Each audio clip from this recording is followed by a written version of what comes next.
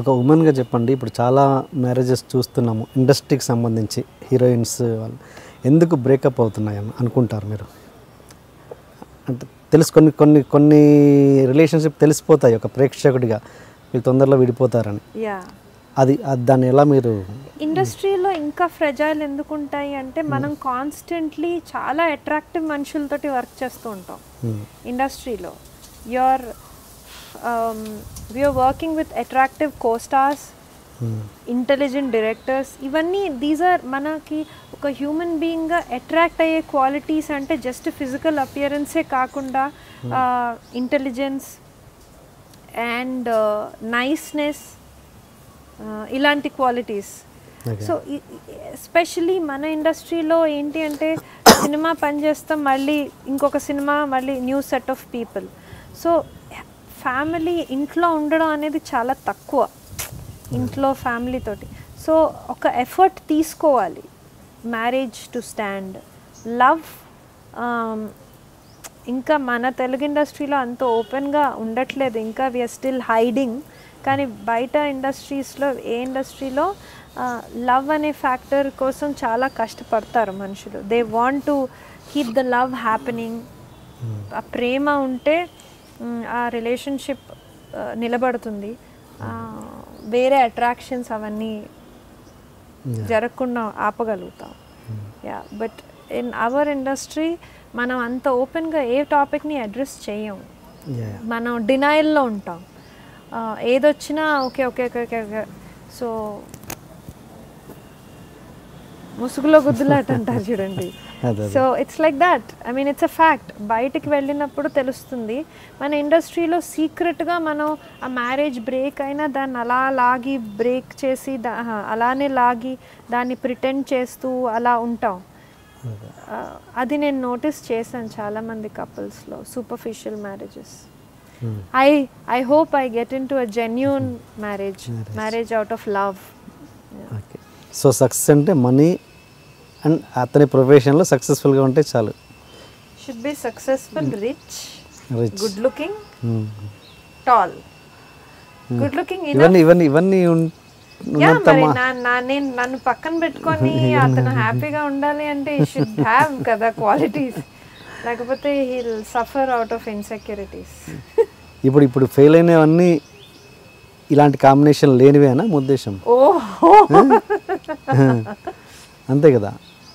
అలా ఉన్నంత మాత్రాన రిలేషన్షిప్ బాగుంటుంది, కాపురాలు సరిగా ఉంటాయనా? అంత strong strong opinion. Relationship work out అవ్వాలి అని ఒక స్టేట్ ఆఫ్ మైండ్ తోటి ముందరికెళ్తే వర్కౌట్ అవుతుంది.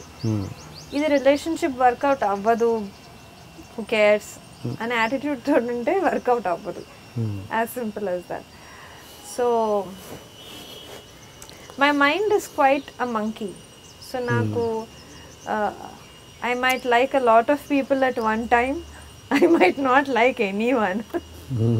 And I might like someone and suddenly somebody else comes in front of my eyes. I feel he's even more nicer, if I have to be blatantly honest. Andarki aa feeling kalugutundemo. I am just being, mind is a monkey antaru kada. So I am not different. So inni diversions ni కట్టి పెట్టేట్టు quality ఉంటే అది నిలుస్తుంది. అంటే ఇన్ని diversions కట్టి పెట్టేటట్టు ఉండాలి అంటే తను చాలా సెక్యూర్డ్ ఉండాలి. అండ్ లివింగ్ రిలేషన్స్ మీద మీ ఒపీనియన్ ఏంటి? I don't believe it. నేను ఎంత మోడర్న్గా ఆలోచిస్తానో అంత ట్రెడిషనల్గా కూడా ఉంటాను. ఐ ఫీల్ బాగుంది. ఐ మీన్ కలవడం, మీటింగ్, గోయింగ్ అవుట్ బాగుంది. ఇట్స్ ఆల్ గుడ్ రిలేషన్షిప్లో. బట్ లివ్ ఇన్ రిలేషన్షిప్లో ఏదైతే ఆ మిస్టరీ ఉంటుందో, పెళ్ళి తర్వాత ఏంటి అనే మిస్టరీ, ఆ మిస్టరీ అంతా నువ్వు అప్పుడే ఎక్స్పీరియన్స్ చేసేస్తున్నావు. So there is no surprise element left. And అంతే. ఇప్పుడు ఆ మ్యారేజ్కి ఉన్న there is no perfect relationship. First of all, perfect relationship అంటూ ఏది ఉండదు. ఏ కపుల్ ఫైట్స్ లేకుండా 100% అండర్స్టాండింగ్ తోటి ఉండదు. అది జనరేట్ చేయాలి అంటే దానికి చాలా it is only love that can bind, love and respect, more than love respect. I think especially now days, ఇప్పుడు టుడేస్ టైమ్ అండ్ ఏజ్లో అబ్బాయి అమ్మాయిని రెస్పెక్ట్ చేయడం చాలా ఇంపార్టెంట్. అమ్మాయి రెస్పెక్ట్ చేస్తుంది న్యాచురల్గా, ఎందుకంటే అమ్మాయిని అలా పెంచుతారు మన ఫ్యామిలీస్లో. బట్ అదొక్కటే కాకుండా తన రెస్పెక్ట్ని కూడా తను, ఇప్పుడు అమ్మాయి should learn to guard her respect. It is important.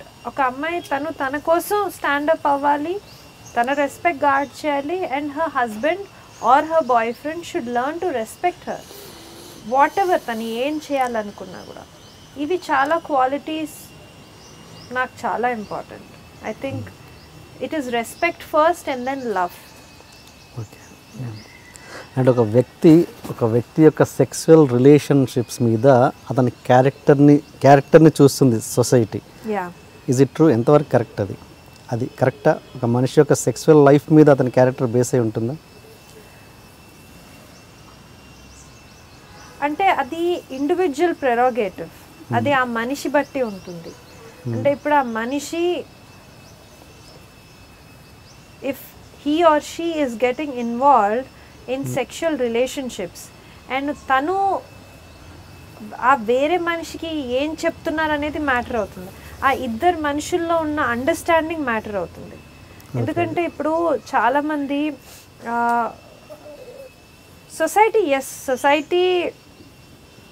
మనిషి ద మోస్ట్ క్లీన్ లైఫ్ ఉన్నా క్లీన్ లైఫ్ ఉండకపోయినా society will speak something. It will society మాట్లాడడానికే ఉంది. ఎందుకంటే అంటే ఇట్ డిఫర్స్ అండి. This a very broad topic. అసలు దీంట్లో ఒక ఇండివిజువల్ తన కాన్షియన్స్ క్లియర్గా ఉండాలి. వెన్ టూ పీపుల్ ఇన్వాల్వ్ అవుతున్నప్పుడు వాళ్ళిద్దరికి తెలియాలి వాళ్ళు ఏం చేస్తున్నారు. అది చీటింగ్ ఉండకూడదు. అది there has to be clarity. అంత క్లారిటీ ఇద్దరిలో కూడా ఉండాలి. వాళ్ళు ఏం చేస్తున్నారు. ఇప్పుడు ఆ అమ్మాయి ఏమో ప్రేమ అనుకొని, ఈ అబ్బాయి ఏమో just he's having fun. That is a mistake. I think that clarity ఇద్దరిలోనూ ఇంపార్టెంట్. హ్యావింగ్ సెడ్ దట్, అది వాళ్ళ ఇండివిజువల్ ఒపీనియన్. అంటే I'm no one to comment. నేను ఎప్పుడూ అలా కమెంట్ చేయను. బట్ ఎస్, ఇప్పుడు నాకు ఎవరన్నా, ఇప్పుడు if I have to like a man, I will obviously not go and అంత ఫ్రివిలస్గా ఉన్న మనిషి నేను ఇష్టపడలేను. Because he might do that. ఇప్పుడు టుమారో నాతో ఉండి he might be with somebody else. There is no certainty అనేసి. నాకు లాయల్టీ చాలా important. So I want, if I get married to someone, అతను హీ షుడ్ బి లాయల్. అవన్నీ నేను I'm again traditional thinker in all those things.